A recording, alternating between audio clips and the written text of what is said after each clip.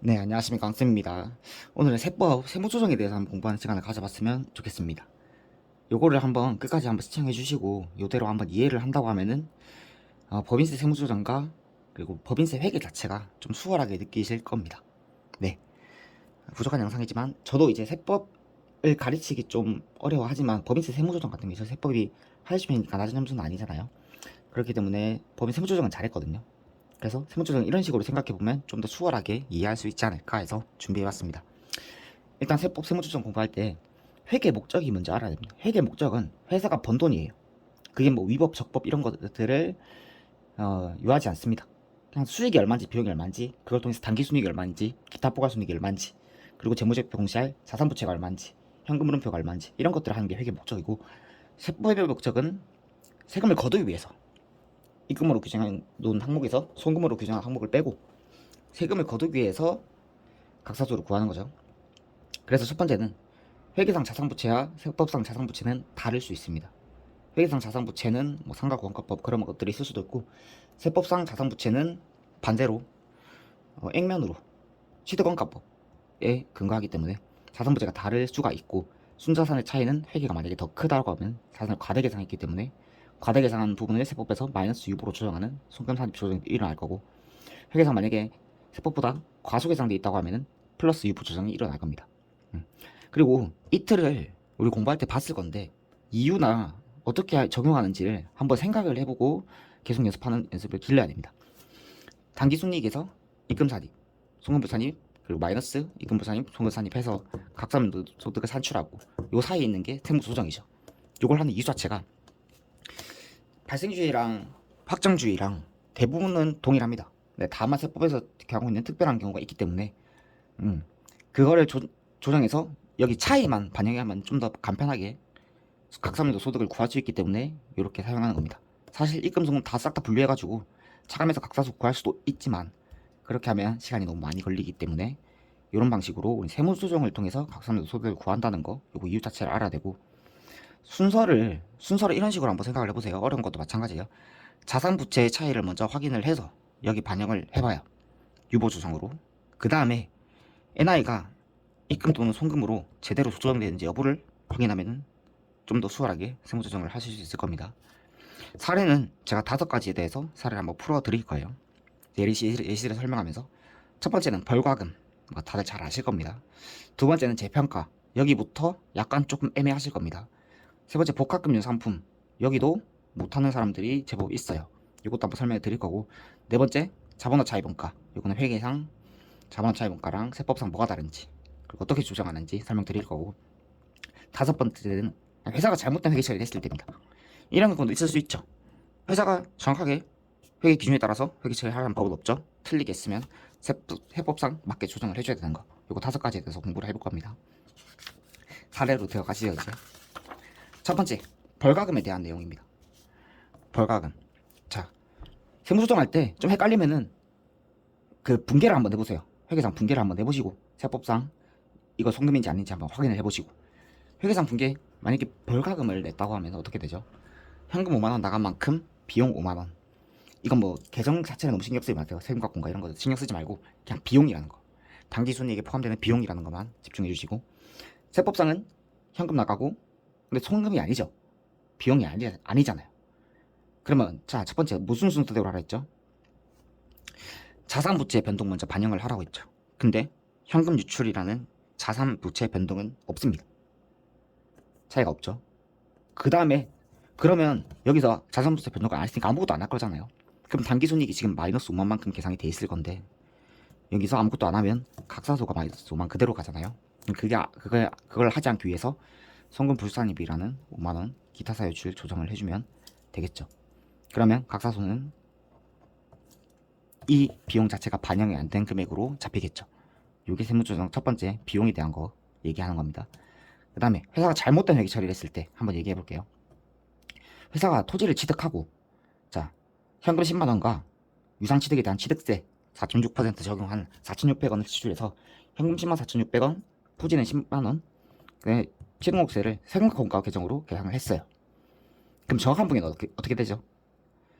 자본적 지출 같은 경우에는 자산의 취득원가에 포함하는 게 회계상 원칙이죠. 현금 104,600원, 토지 104,600원. 세법도 동일한 개념이에요. 그만큼 토지에 포함돼야 되고, 포함이 안 됐기 때문에 우린 포함시켜주는 세무조정을 해야 됩니다. 자, 순서대로 하라 했어요. 첫 번째, 자산부채 조정 먼저 반영한다. 회계상 토지가 지금 10만원으로 계산되어 있는데 세법상 토지 금액은 104,600원이죠. 그럼 토지를 플러스 4,600 늘려주는 입금산입 유보를 해주고, 그렇게 되게 되면은 당기순이익이 세금과 공과 마이너스 4,600에서 자산부채 조정을 통해서 4,600이라는 조정이 들어가니까 각사수는 영향이 없는 거, 실제 각사수가 영향이 없죠. 제대로 조정된 거, 이렇게 한번 확인해 보시면 될 것 같습니다. 이제부터 조금 집중해서 들으셔야 합니다. 자, 재평가에 대한 세무조정 한번 해볼게요. 건물에 대한 재평가 세무조정, 요거는 들어두시면 도움이 많이 될 겁니다. 자, 회계상 건물이고 내용수 10년, 잔존가치 0, 그리고 시도원가는 100만원, 1차 사면도 공제가치는 108만원, 2차 사면도 공제가치는 50만원. 이렇게 가정을 해보고 세무조정을 한번 해볼게요. 자, 회계상 여기는 그림부터 시작하는 게 좋겠죠.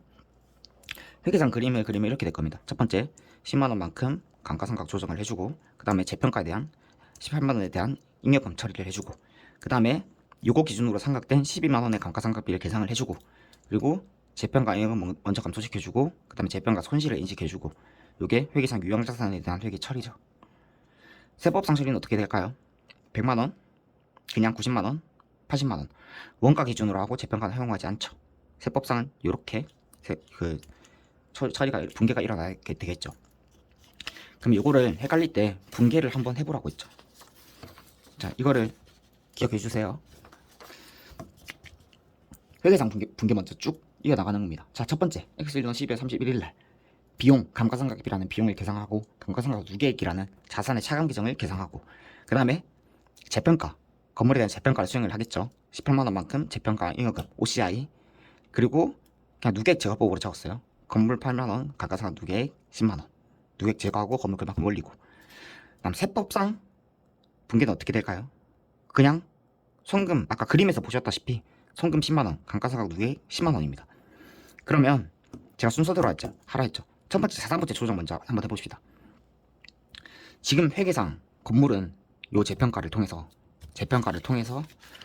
그림에 보면은 108만원으로 계산이 되어 있겠죠. 근데 세법상 자산의 가액은 90만원입니다. 18만원만큼 과대 계산되어 있기 때문에 송금산입 18만원이라는 거를 처리를 해줍니다. 그 다음에 여기서가 중요한데, 당기순이익이 각 사람들도 소득으로 제대로 조정되어 있는지를 확인하는 겁니다. 자, 회계상 당기순이익에 영향 미치는 게 뭐 있죠? 비용 10만원. 세법상 당기순이익에 영향 미치는, 각사소에 영향 미치는 게 뭐 있죠? 송금 10만원.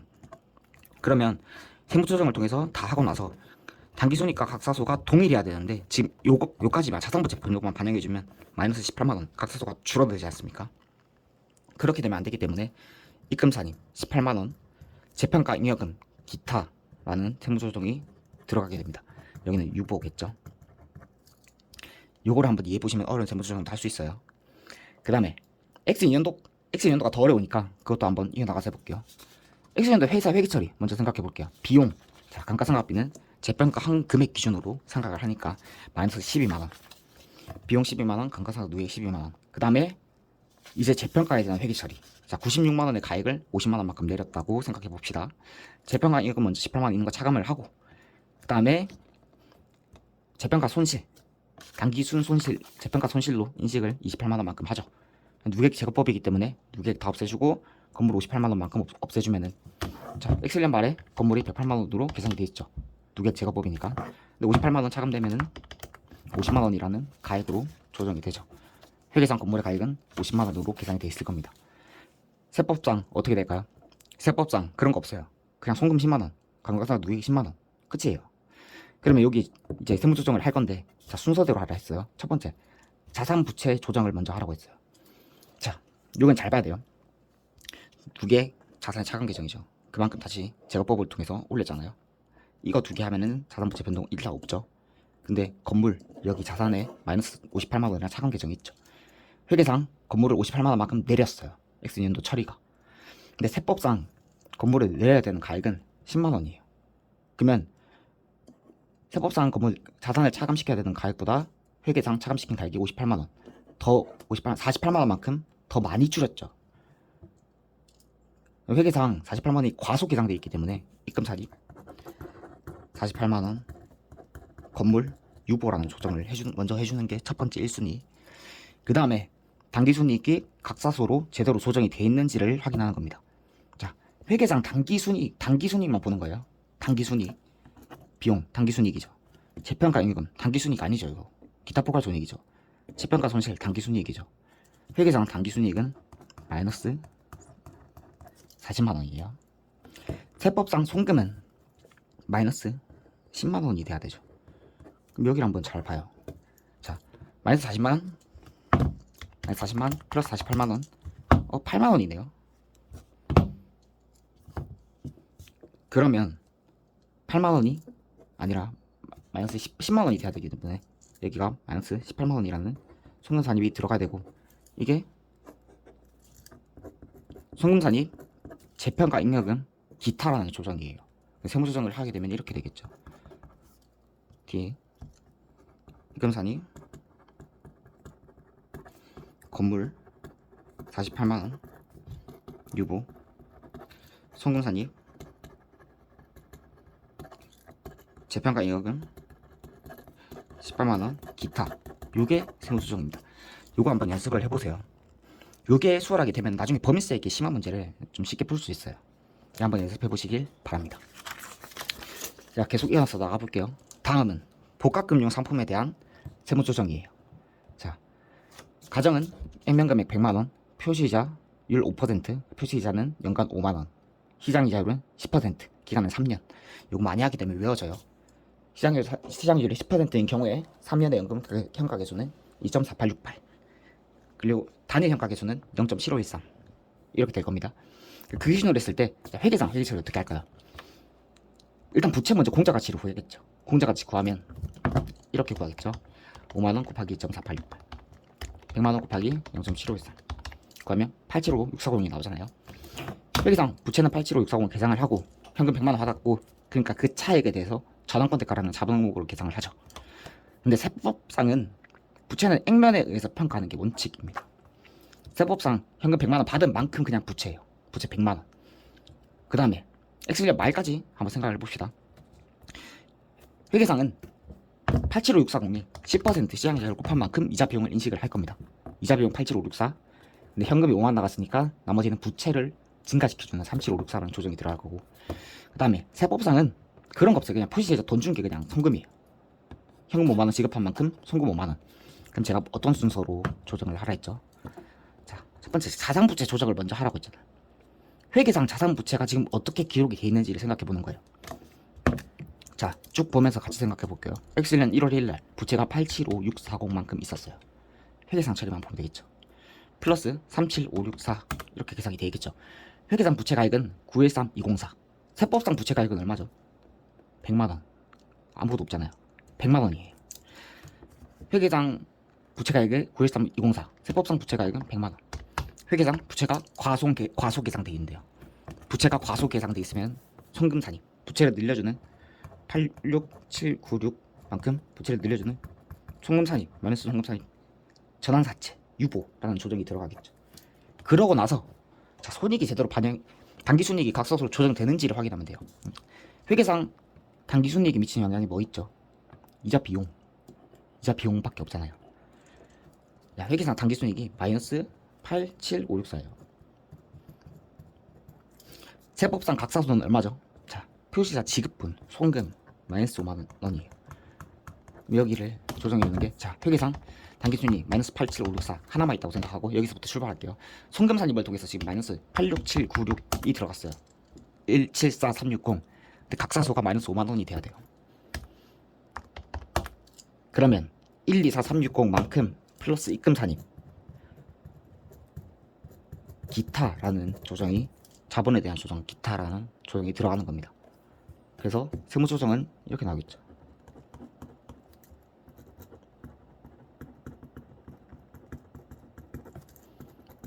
송금산입 부채 86796 마이너스 2 입금산입 전환권 대가 124360 기타 이렇게. 이것도 각 단계별로 1월 1일, 12월 1일 나눠서 할 수 있겠지만은 하여튼 그때도 그렇게 생각해 주시면 됩니다. 이거 혹시 이해 안 되시면 댓글로 남겨주세요. 제가 다시 한번 이것도 준비해서 이 부분 익히면 굉장히 법인세에 도움이 될 겁니다. 그 다음에 네 번째는 건설업을 영위하는 법인에 대해서 차입은과 자본화를 수행했을 때 세무조정을 한번 얘기를 해보도록 할게요. 이게 이자 비용까지 건들면 복잡해질 수 있으니까 액면 금액이 10만 원이고 표시이자율이 10%, 시장이자율과 동일하다고 가정을 하고 사채 하나만 있다고 생각을 해볼게요. 자, 첫 번째 회계상각식으로 어떻게 될지 이자 비용을 만원, 10만 원에 10% 만원만큼 계산을 할 거고 자본화 차입은가 우리가 산식을 통해서 구한 금액을 이자 비용을 차감을 하면서 재고자산은 건물로 늘려줄 거예요. 세법상 어떻게 되죠? 자, 세법상 유형 무형자산만 자본화 차입은가를 허용하지 재고자산에 대한 자본화 차입은가를 허용하지 않아요. 그렇기 때문에 돈 나간 만큼 성금 만원 그리고 자본화 차입은가는 없어요. 그러면 자, 첫 번째 자산부채 조정 먼저 해줄게요. 회계상 지금 재고자산이 6천만큼 늘었잖아요. 근데 세법상 재고자산 조정은 없잖아요. 그럼 재고자산을 감소시켜주는 6천원만큼 마이너스 유부 조정이 들어갈 거고 그 다음에 손익이 제대로 조정되어 있는지를 보는 거죠. 회계상 이자 비용은 만원에서 6천원만큼 빠진 마이너스 4천원이잖아요.